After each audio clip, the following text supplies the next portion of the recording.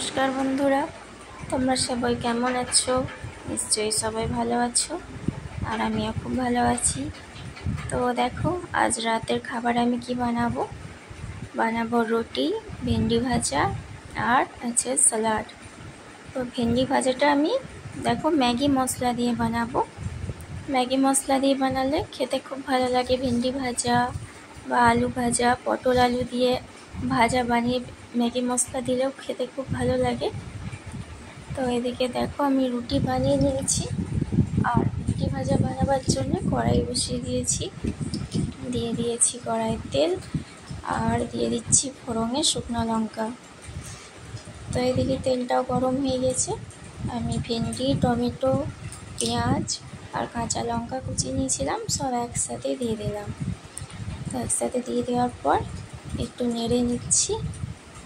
একটু নেড়ে নেওয়ার পর আমি হলুদ আর লবণ দিয়ে ভেন্ডিটা ভালো করে মিশিয়ে নেব।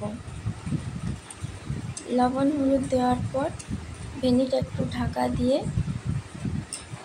ভেজে নেব। তারপর ঢাকাটা খুলে একটু লাল লাল করে ভেজে নেব। তারপরে নামাবার আগে ম্যাগি মশলাটা দিয়ে নামিয়ে নেব। আর আমি এখানে স্যালাডে শসা, গাজর আর পেঁয়াজ আর নিয়েছি কাঁচা লঙ্কা, তো ওটাও আমি কেটে রেখে দিয়েছি। তো এদিকে দেখো ভেন্ডি ভাজা হয়ে গেছে, ম্যাগি মশলাটা দিয়ে এবার নামিয়ে নিচ্ছি।